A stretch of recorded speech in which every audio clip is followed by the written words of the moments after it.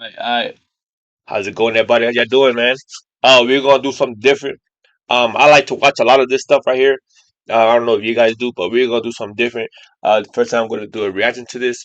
So yeah, let's see how it goes, man.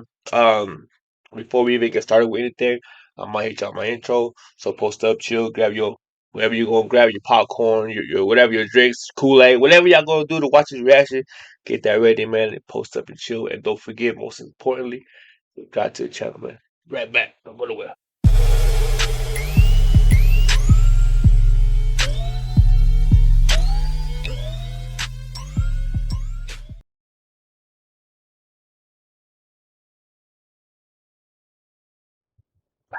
Got my Red Bull. Alright, get it, man. I got the little green screen because you know what I mean. I want you guys to see more of the video and not more of me. So that's why I could just hopefully try to camouflage somewhere. But yeah, we are going to do before the flood. What was the world like before the flood, man? This I like watching this type of stuff, bro, because I don't know. It just caught my attention.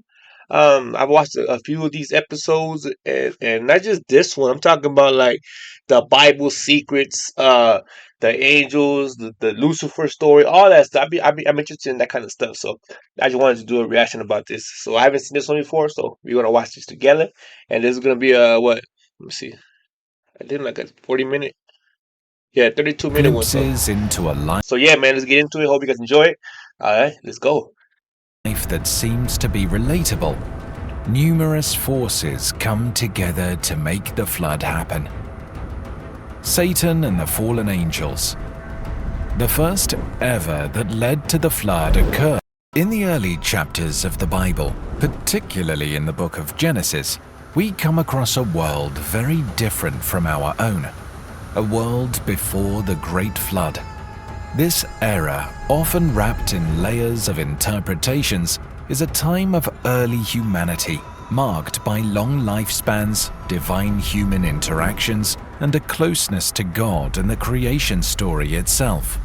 Characters like Adam, Eve, Cain, Abel, and eventually Noah give us glimpses into a life that seems to be relatable. Numerous forces come together to make the flood happen. Satan and the fallen angels. The first ever that led to the flood occurred before the world's creation. This event was the creation of the sons of God. In the Bible story from the book of Job, God reveals an event that took place before the creation of the world. I was gonna say job. I mean, it is a job, but I guess they pronounce stuff different back in them days. I thought it said the book of job. Everybody wants to get jobs, right? I want to get employed. I mean, so Sons of God. In the Bible story from the book of Job, God reveals an event that took place before the creation of the world. Job 38 verses 4 to 7. When were you when I laid the foundation of the earth? Tell me, if you know and have understanding, who determined the measurements of the earth, if you know? Or who stretched the measuring line on it? On what were its foundations fastened? Or who laid its cornerstone? When the morning stars sang together, and all the sons of God, angels, shouted for joy. see, that's crazy right And all there. the Because you know how I don't know why I don't know how this name came to be about, but I don't know. Everybody always said Lucifer Morning Star. You know what I mean? Like his name is Lucifer Morning Star. I don't know where that Morning Star came from. I don't know if that was somewhere in the books or somebody just made that up and everybody just went along with it. But when I hear that name or the Morning Stars, I hear I think of Lucifer. You know what I mean? And yeah, man, that's crazy. laid its cornerstone. When the morning stars sang together, and all the sons of God, angels, shouted for joy. It is revealed that angelic beings referred to as morning stars and sons of God witnessed the creation of the earth and celebrated the glory, power, and wisdom of God involved in the process. Before the flood was a fallen being. The Bible only makes passing references to fallen angels because the vast majority of angels in heaven have never lost their way or turned to evil. but there were some who made that decision. Keep in mind that heaven was originally intended to be their home for all eternity, but they've now fallen from it. What caused all of this to occur? Nevertheless, we cannot deny the fact that angels possess free will. Their fallenness can be seen in terms of their free will. The book of Jude makes this point quite clear. Jude 5-6, Amplified Bible. Now I want to remind you, although you are fully informed once and for all that the Lord, after saving a people out of the land of Egypt, subsequently destroyed those who did not believe, who refused to trust and obey and rely on Him, and angels who did not keep their own designated place of power but abandoned their proper dwelling place. These He kept in eternal chains under the thick gloom of utter darkness for judgment of the great day. Jude asserted that the angels did not keep their proper domain. The phrase proper domain can be interpreted either as rule or starting point. Angels were made specifically for the purpose of dwelling in heaven with God, worshipping Him and carrying out His commands. They were formed to bring glory to Him, just like people were. But humans were designed to dwell on earth, while angels were created to live in heaven. Despite this, these angels left their beginning, which is another way of saying that they left their starting location in heaven. Satan, who disguises himself as an angel of light, is in charge of these angels and acts as their leader. The Great Rebellion, as some refer to it, another way of saying that they left their starting location in heaven. Satan, who disguises himself as an angel of light, is in charge of these angels and acts as their leader. The Great Rebellion, as some refer to it, was an event in which Satan and a portion of heaven's angelic legions waged war against God and His angels in an effort to topple God's authority in the everlasting sphere. The devil devised a plot to overthrow God, His creator, and he and the angels that followed him ended up being defeated in the conflict. We get an account of this from Jesus Himself as He was present. Jesus talked about the glory and majesty. I ain't gonna lie, man. When I keep hearing that Lucifer fought with the angels and God and all that stuff, I'm just like, bro, this devil must be really powerful and strong to to demand so many warriors, soldiers, whatever you want to call them, to even put up a fight against our God. You know what I'm saying? So it's kind of like, man, if he's making wars happen between the angels, he must be a really powerful demon. Or I'm not gonna call him a demon because on a couple of things that I watched, Lucifer he was a god, right? He was an angel, not a god. Sorry, he was an angel that came down, and he didn't like the way God was doing certain stuff, and he came to kind of like show us or show the human certain things, and God didn't approve it, and that's why God banished him. I don't know. That's what I mean. I've been watching a lot of this show, and different things say different stuff. But it's just mainly he left because God was seeing like what God was doing, and he was trying to have the humans learn certain things, teach them certain things that God didn't approve of, and you know what I mean. So he went down and didn't go back up, and but he must be real strong and powerful to make a war happen between the gods and the angels, man. So he must be real powerful. This Lucifer, boy. He shared with God the Father before the world existed. John 17 verse 5, Amplified Bible. Now, Father, glorify me together with yourself, with the glory and majesty that I had with you before the world existed. Before the creation of the earth was God, and God had majesty with His Son.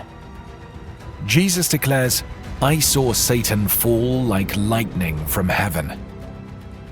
As can be seen, Satan is much more than a red figure with horns and a pitchfork. He is an ancient being with real spiritual power, which he uses for evil and selfish ends. We wrestle not, period, Paul said, "We are in a wrestling match, but it's not against flesh and blood." Satan's kingdom is highly organized with different Hey, y'all still here? Y'all still watching? That's what I'm talking about. Hey, much love, much respect, man. Hey, you subscribe to the channel? Thank you. If you're not subscribed, take this chance. Hit that subscribe button for me one time. Let's get that 1K going, baby. Show your asses some love, man. Once levels of again. authority, and its headquarters are in heavenly regions. That is a staggering fact, but it is quite clear. The fact that Satan heads a highly organized kingdom astonishes some people. Yet there are many clear indications of this in the Bible. A spiritual war started. It is a clash between two kingdoms. One kingdom is ruled by God, the Prince of Peace, while the other is ruled by Satan, the Prince of Darkness. After being expelled from heaven, Satan and his followers pledged themselves to each other and formed the rebel kingdom. In the Garden of Eden, Satan launched his first assault on God's authority on earth. Satan considered the earth his domain and saw Adam and Eve as God's invaders in his territory. If God created mankind to live on earth in order to establish his kingdom, Satan needed a plan of attack. When God first made the world, there was a place called Eden. In the Hebrew language, the word Eden means joy or happiness. It was a place of provision where a man could meet God, according to Genesis 3 verse 8. Now, in the perfect garden, there was a special tree called the tree of knowledge of good and evil. God told Adam and Eve they could eat from any tree in the garden except for this one. Satan must destroy man's destiny. But how? The devil, the old serpent, made his way to Eve and used three strategic tactics. Every time I hear that, the tree, right? The tree of knowledge. It's like, man, is it a it's gonna be dumb, but I be thinking some weird stuff, bro. Like, is it a real apple? A apple that holds knowledge? Like, what is the real meaning of the tree of knowledge? I'm saying, like, is it really an apple? You know, I would think it, or is it that just the metaphorically way of putting it? Uh, and look, you go over here, you eat this, and you start knowing everything. You know what I'm saying? Like, they give that man a pill. You know what I mean? Like, but it, apple, a tree with an apple. I mean, do you guys understand what I'm saying?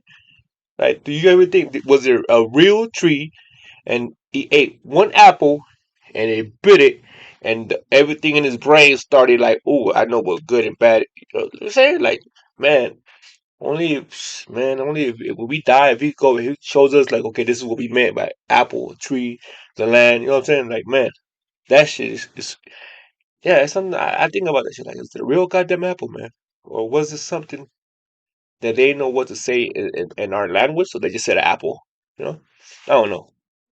Against her. The first one was doubt. Has God indeed said? Genesis 3 verse 1. You can almost hear the father of lies as he interacts with Eve. The deceiver then used his second strategy, supposition, to make Eve doubt whether the consequences of her disobedience would truly result in her death, as God had stated. You will not surely die. Genesis 3 verse 4. The third and final approach he used against Eve was temptation. God was disappointed because of their disobedience. They could no longer stay in the Garden of Eden. Adam and Eve had already made a mistake by eating the forbidden fruit. Satan's subversive counterattack completely overwhelmed the humans. But God established a beachhead in the Garden of Eden. Yeah, my bad, my bad. And one more thing, bro. I do a lot of thinking. You know, I'm dumb myself. But two, man, what is the real name of the trees, of the dirt, the sand, the animals? You know, it said that God told Adam to name the animals and everything he sees. What the hell did a giraffe? What made you think of a giraffe to be called a giraffe, an elephant to be called an elephant, an alligator to be called an alligator? You know what I'm saying? Like, where do these names come from, man? Like, I don't think. And back in them days, I don't think he called them. That's an alligator. That's an alligator right there. That's a crocodile. That's a little bit different. Oh yeah, that's a bird. Like man, yeah. So many questions. So many questions, bro. It's all left to your imagination, and it's crazy, man. Eden, promising that the serpent's head would be bruised by the seed of the woman. By reversing the tables on the tempter before driving Adam and Eve out of the garden, he demonstrated his complete mastery of Satan. The first murder. Cain and Abel. Genesis 4. Cain, somebody pointed out that the sin committed by the first man caused the second man to kill the third. Despite the fact that Adam and Eve were banished from the garden, God continued to bless them. Eve gave birth to 2 sons, Cain and Abel, with the help of the Lord. Because both sons had grown up hearing stories about God, they were aware that they should make offerings to their Creator. Both boys arrived ready to worship over time. But while the Lord was concerned about Abel and his offering, he was not concerned about Cain and his offering.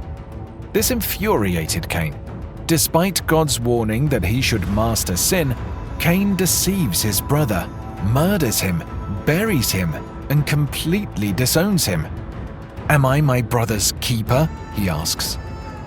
Fearing that others might kill him for his crime, God placed a mark on Cain to protect him, saying, "Anyone who kills Cain will suffer vengeance 7 times over." Genesis 4, verse 15. Cain was punished by becoming a restless wanderer, away from his home and family. After God punished Cain, he went to live in a place called the land of Nod, which is east of Eden. In this land, Nod, he built a city and named it after his son, Enoch. His descendants included influential people of their time. Yeah, see, and then too, the book of Enoch. So, okay, so Enoch is the son of Cain. Alright, see, hey, I be trying to read these, boy. I be trying to read these books, man. Or audio books, you know what I'm saying? Jabal, the father of those who live in tents and raise livestock. Jubal, the father of all who play stringed instruments and pipes. And Tubal-Cain, who forged tools out of bronze and iron. Genesis 4, verses 17 to 22. What follows Cain's punishment? Man. And then all that, like I said, I watched a lot of these things that certain angels show certain people how to mess with iron, bronze, gold, silver, you know what I mean, all that stuff, bro. So it's crazy how you tell us the angels were involved. All of the evolution is some type of angel came in some type of shape to show them how to do certain things, bro. So that's crazy, man. Now I'm saying when I don't read the book, I ain't gonna lie to you, I don't read the book, but when I watch stuff like this, I start thinking like, man, is this true? So I go and get the book and I start reading certain things, and it's like, okay, okay. And then it's all left to your imagination, man. And I haven't read the whole book. I ain't gonna lie to you. I'm scared to read the Holy Bible because if it's not the original Bible, it's gonna be all mixed and words are gonna be changed, and that's why it's kind of hard for me to be like, man, I'm reading a book that's been rewritten so many times over the years by who knows who. It's like you don't know what's real anymore. So, but that's just the way I think. I might be. People might be like, "Oh, you're tripping. If the book, if the book, if the holy book is the holy book." But at the end of the day, somebody wrote it, and then somebody took that and put something else in it, and then somebody else put something else in it. Somebody else put something else in it. So you don't know what's true and what's not, man. So Is the story of 2 families, a recurring theme in Genesis. Unfortunately, Cain's murderous ways were passed down through his family line. We find a man bragging about his own violence. so that means that every guy that murders, so every murderer in the world has the bloodline of Cain, basically, right? Because basically Cain is the one that the first murderer in the world, and he's just saying it passed down his bloodline of murderers. So anybody that is a murderer has murder intent. Those are the ones that have that Cain bloodline in them, right? Right? Right? by the time we get to his great-great-great-grandson, evil was spreading. God's perfect design is only 4 chapters old, and already we find people reveling in bloodshed and flouting his design for marriage. Before the flood, polygamy was also passed down through Cain's loins. Until that time, a man and a woman were married for life, but Cain's descendants had many wives. In contrast to Cain's line, God established a new family tree. God gave Eve a son named Seth in place of Abel. Seth exemplified the same type of worship as his deceased brother Abel, because people began to invoke the Lord's name in connection with Seth. Cain's way of worship, which is prideful, points to itself. The humble way of worship, as practiced by Abel and Seth, calls out to God. Jude 11. Woe to them! They have taken the way of Cain. They have rushed for profit into Balaam's error. They have been destroyed in Korah's rebellion. It's no surprise then that when God needed an obedient servant hundreds of years later, he chose Noah from Seth's line. Cain's legacy was a complicated one. On one hand, he and his family were really good at coming up with new ideas and ways of doing things. On the other hand, they also had a lot of trouble with fighting and hurting others, and it seemed to get worse over time. This became a symbol of what it's like to be human, a struggle between our potential for great good and our capacity for great evil. The generations after Adam. The world became populated, but it also became filled with sin. People were not kind to each other. They lied, stole, and even killed. Within this period, men lived extraordinarily long lives, their years numbering into the hundreds. It was a different era, a time when humanity was still closely connected to its origins, and the world itself was younger and fresh. Adam and Eve had other sons and daughters after Cain and Abel. With the growth of their family came the birth of civilization itself. The Bible says, after he became the father of Seth, Adam lived.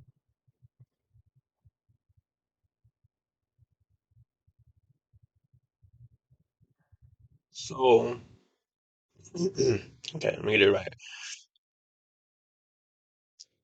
Adam and Eve, the first man and woman, they had kids, Cain and Abel, right? Right? Cain and Abel, 2 males. It didn't say they had a daughter. It didn't say God made another set of Adam and Eve, version 2, where they had daughters. Cain and Abel met their daughters, and that started the population. I'm just kind of curious. If Adam and Eve had 2 kids, Cain and Abel.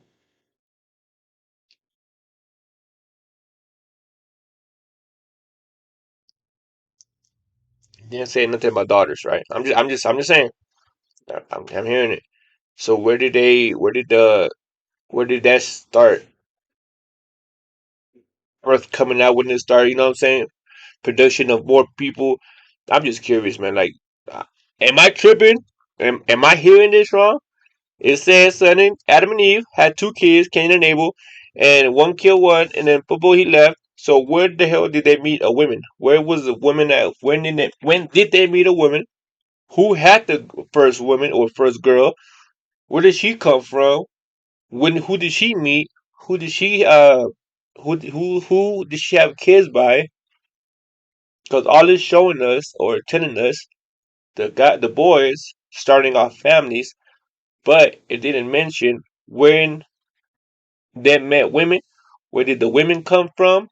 Because if you guys heard it like I heard it, Adam and Eve were the first humans, the only humans until they ate the apple of knowledge. They were kicked out. They had kids, 2 males, Adam and Abel, and then from there they started having civilization started growing.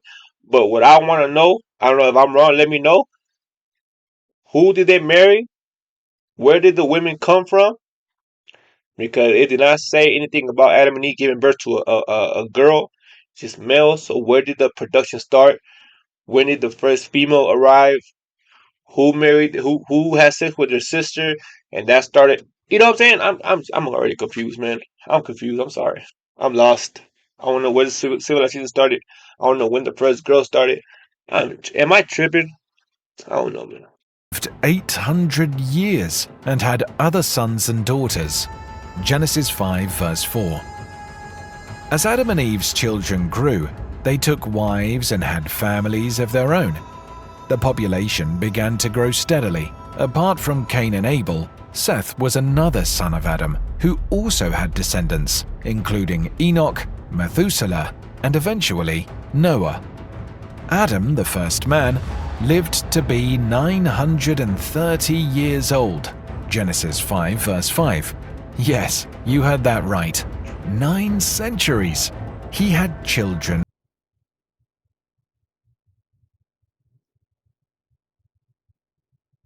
900. I swear to God, man, this shit gets weirder and weirder, man. 900. How was the year different? Time must have been different back then. It has to be. Time must have been a lot different. The sun rotation would have been different. Instead of 24 hours in a day, they must have had 3 hours in a day. I swear to God, this is that's weird. Um, 900, and I remember some saying 800,000, 500. Where the hell, man? This is I don't know what shit, man. More Who confusion. also lived extraordinarily long lives. His son Seth lived for 912 years, Genesis 5 verse 8, and Seth's son Enoch lived for 905 years, Genesis 5 verse 11.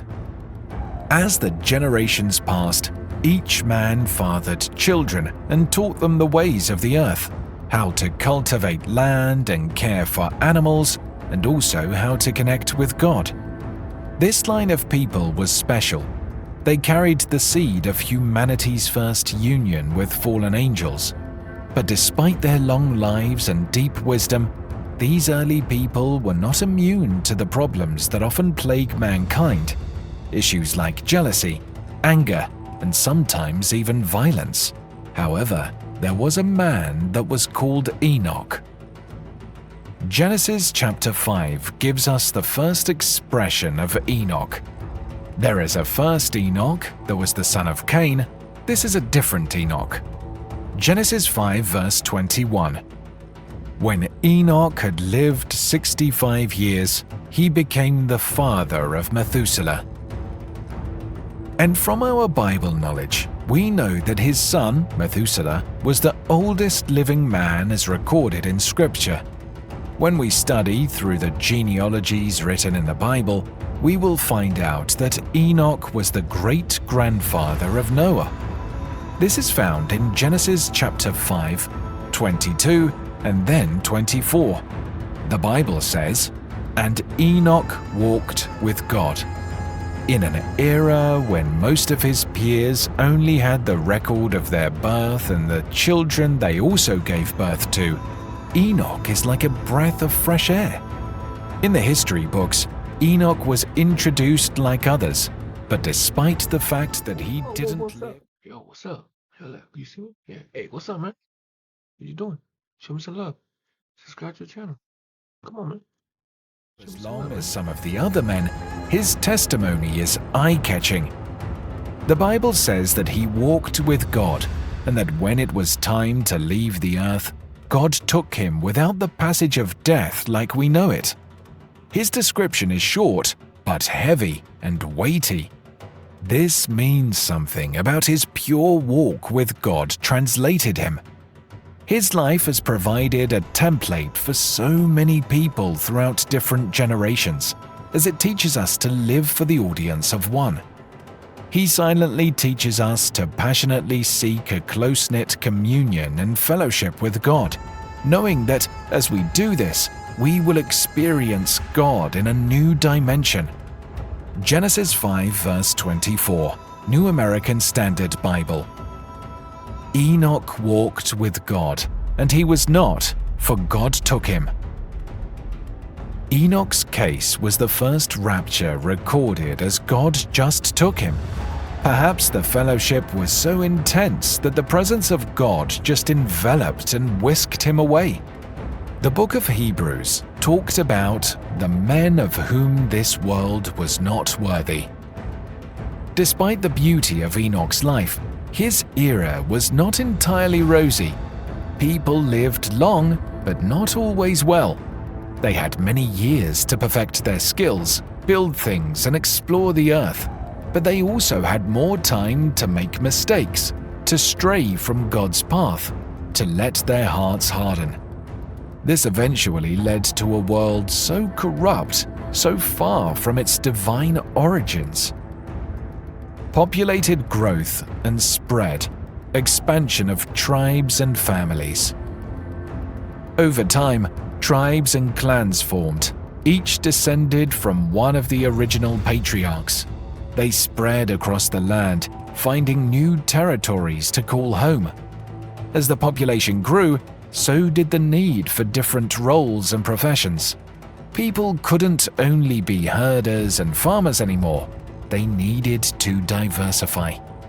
Cain, for instance, was a worker of the ground, Genesis 4 verse 2, while his brother Abel was a keeper of sheep. This suggests that even at that early stage, roles were being defined based on need and skill set. Tubal-Cain, a descendant of Cain, became an instructor of every craftsman in bronze and iron. Genesis 4 verse 22. This indicates the emergence of more specialized professions like metalworking. Musicians also made their appearance. Jubal, another descendant of Cain, was the father of all who play the harp and flute. Genesis 4 verse 21. These roles allowed society to become more complex and organized, setting the stage for more advanced forms of civilization. Even though people learned new skills and jobs, life before the big flood wasn't perfect or happy. The Bible tells us that the Lord saw how great the wickedness of the human race had become on the earth, and that every inclination of the thoughts of the human heart was only evil all the time. Genesis 6 verse 5. In a nutshell, I wonder what he's saying about it now, boy. I wonder what he's thinking about it now. Boy, there's nothing but evil in this world. Free the Palestinians, man. Israel. Killing these boys. Genocide. Free the Palestinians. before the flood, humanity expanded and diversified. Families turned into tribes, roles turned into professions, and civilization took its first steps. Invasion of the Nephilim.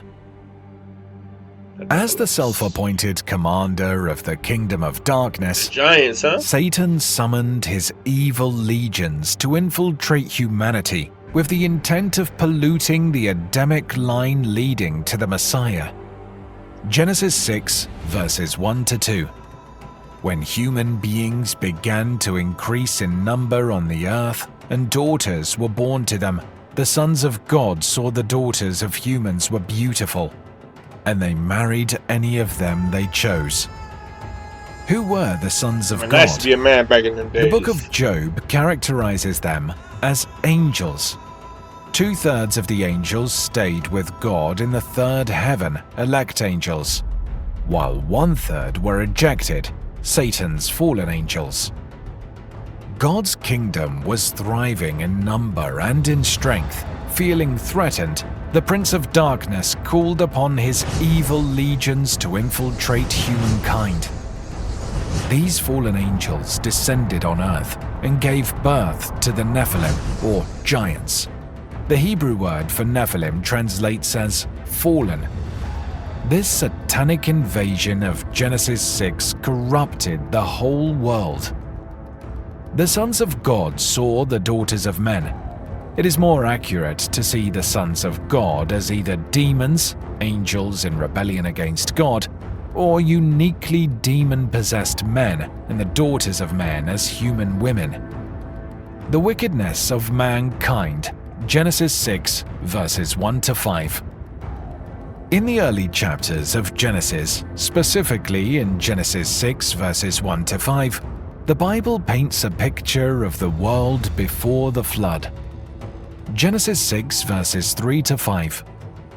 Then the Lord said, "My spirit will not remain with man forever, because he is also flesh. Nevertheless, his days shall be 120 years." The Nephilim were on earth in those days, and also afterward, when the sons of God came into the daughters of mankind, and they bore children to them. Those were the mighty men who were of old, men of renown. Then the Lord saw that the wickedness of mankind was great on the earth, and that every intent of the thoughts of their hearts was only evil continually. The earth was not a place of peace or kindness, but one filled with sin, violence, and moral corruption. Imagine a world where people are consumed by their own desires, always seeking to do whatever they want, regardless of the cost to others. Honesty, integrity, and kindness are not virtues that are celebrated or even understood. Instead, deceit and manipulation ruled the day. Everyone is out for themselves, and the very fabric of society is torn apart by selfishness and wickedness. In such an environment, families are not sanctuaries of love and support, but rather battlefields of deceit and betrayal. Neighbors don't look out for each other. They look to exploit one another. Government. Man, that sounds like the I was about to say it too. That sounds like the government we have right now. All around the world, anybody that's in government right now, that's who they are. But that's the same disciples right there, boy. It's the God's people. I mean, the devil's people right there, because these are the ones that run this country. That's why it's all falling to shit. That's why it's all hate around the world. That's why there's so much death around the world, because we know who's in power right now. Every government faction in the world is these people right here destroying us. Governments are not institutions of justice, but rather systems of oppression, upholding the rule of the powerful over the weak. Now, And so we stand up. insert into this chaotic world an unusual development: the Nephilim. The Nephilim was special and not like regular people.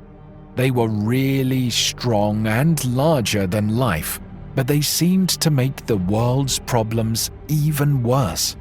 They were admired, feared, and perhaps even worshipped, pulling people further away from the true God who had created them. Their might made them objects of fascination, but they were part of a world that was spiraling further and further into chaos and sin. It was in this context that God saw the wickedness of mankind. Spiritual and moral decline.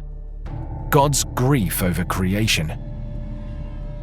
Humanity, the crown jewel of creation, had lost its way. Rather than living in harmony with each other and the world, people were consumed by violence, wickedness, and deceit. God looked down upon his creation and felt an immense sorrow. The Bible says, "The Lord regretted that he had made human beings on the earth, and his heart was deeply troubled." Genesis 6, verse 6. New International Version. It was a divine grief, a sorrow so deep it transcended human understanding. Imagine a parent, That's me right now. heartbroken over the actions of a wayward child, yet infinitely magnified. And so, in his great pain, God made a difficult decision. Genesis 6, verse 7, Amplified Bible. "So the Lord said, I will destroy, annihilate mankind whom I have created from the surface of the earth, Not only man, but the animals and the crawling things and the birds of the air, because it deeply grieves me to see mankind sin, and I regret that I have made them. God was upset by the actions of the people he made, and was left with no other option to heal a world spiraling into chaos. Noah, a righteousness man. But even in the midst of this dark chapter of human history, there was a glimmer of hope. A man named Noah. Genesis 6 verse 8, Amplified Bible. But Noah found favor and grace in the eyes of the Lord. The world had gone astray, but Noah stood out as a beacon of hope, a man of integrity and faith. Genesis 6 verse 9, Amplified Bible. These are the records of the generations, family history of Noah.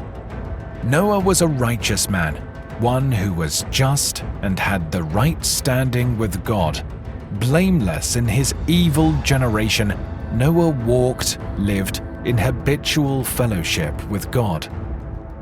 Noah was born into the lineage of Adam, descending through Seth, Enoch, Kenan, and several other ancestors who carried the torch of righteousness through the generations. Eventually, this lineage led to Noah, a man who not only carried the torch, but allowed it to shine brightly in his life. He was also a family man.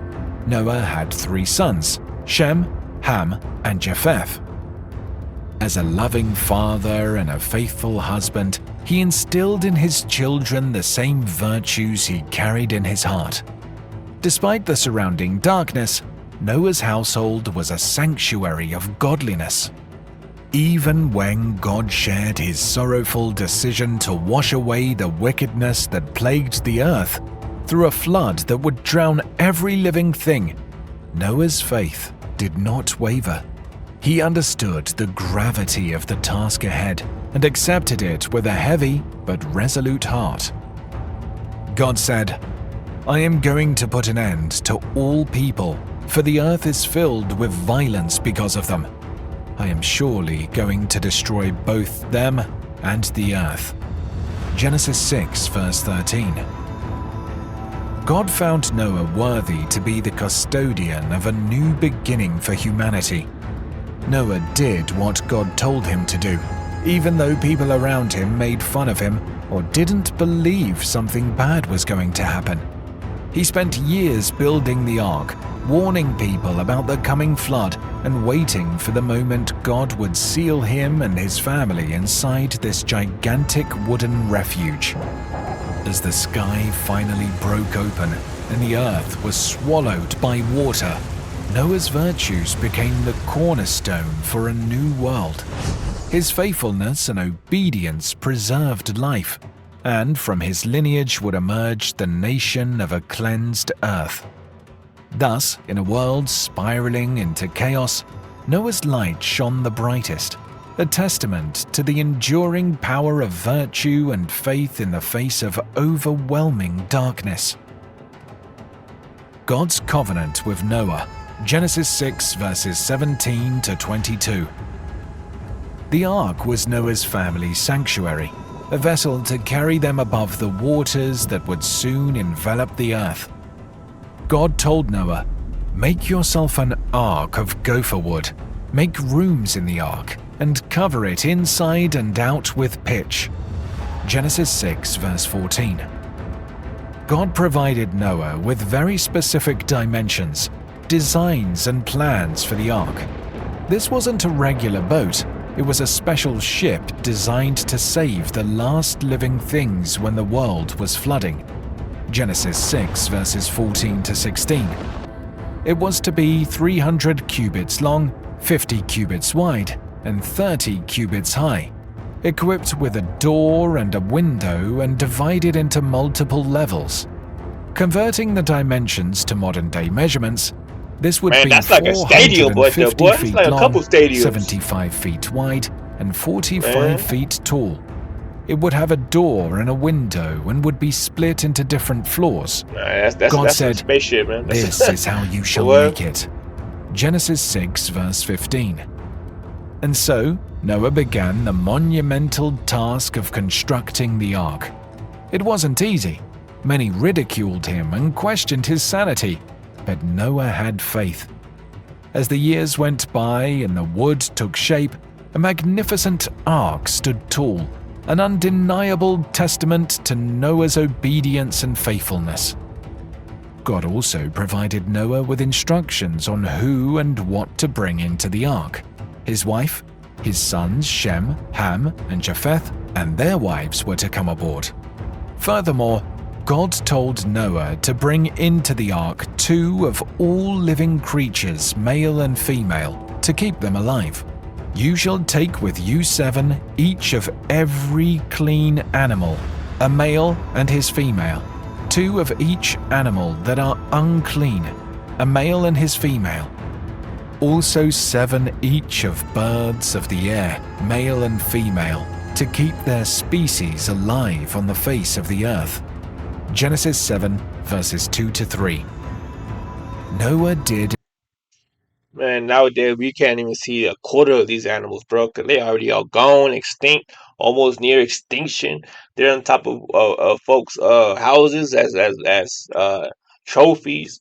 Man, all these animals are already all gone, man. So we'll be out of them soon. I mean, what are they gonna eat next? Humans? They're gonna eat each other. We already got that going on. You know what I'm saying? But yeah, it's crazy, man. All these animals, that was abundant number of these animals all around the world, man. Man, it's hard to find a couple of them now because people are trying to kill everything. People are always trying to kill something. If they don't want, they can't kill humans, they go kill animals. The closest thing, you know what I mean, take someone's life or something's life. You know what I mean? Or take a soul. These animals are almost all extinct, man. It's crazy, bro. You need to start hunting them down, see how they like it. You know what I'm saying? See how animals feel. I'm for Everything animals. You know what just I mean? as I love God had animals. commanded him. Genesis 6 verse 22.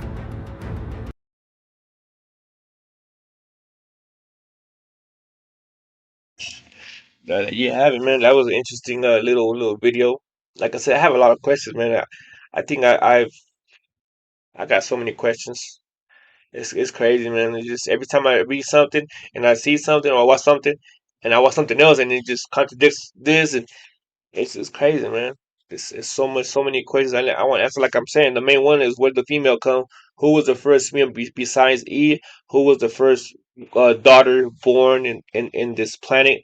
Who, you know what I mean? Because there has to be a woman and a man to start reproduction, a birth, and all that. I know Cain and Abel, who were the sons of Adam and Eve. I know they didn't, get into it with the mama, and then she had kids from Cain and Abel. I know it didn't happen like that. So, who was the first girl that was birthed into this world to get with Cain and Abel and them start their families? That I'm confused on that one because there's nobody mentions it. It's not that I know of. It's never been mentioned who was the first girl to was birth to start the reproduction process with the sons of Cain and Abel. So I just have a lot of questions, man. The tree, the apple of knowledge, like is that just a metaphorical type of way of saying it? Like, you know what I'm saying? It's just crazy, man. Who? Yeah, let me know what you guys think in the comment section. I just go on for myself. Once I start get something in my head, I just start like babbling and shit. So I'm not even gonna try to do that. I'll do that when I'm off camera. But yeah, man, go ahead and let me know what you guys think in the comment section. Am I tripping? Am I right? Do you guys get what I'm saying? Just let me know, man. You guys want me to do more? I guess a lot of these videos that I want to watch, man. So if you guys want me to do react to some other ones, just let me know in the comment section. Which ones I should do and which ones do you guys find interesting. And if you guys think, just let me know what you guys thoughts in the comments, man. Just don't get crazy. Don't get. I'm not trying to bash nothing. Just not get disrespectful. It's just other people's opinions. You know what I mean? But yeah, man. Let me know what you guys think. Hope you guys enjoyed this reaction. Hope you guys enjoyed this video. If you guys liked it, go follow this guy that did it. I ain't gonna say his name, but go ahead and look for the video. And yeah, man. Hope to see from you guys soon. It's your homie that essay. Don't forget, subscribe to the channel. Subscribe to the channel. Let's get this going, man. Feel me? It's up to the channel, man. Follow me on Instagram and TikTok too, man. I'm out.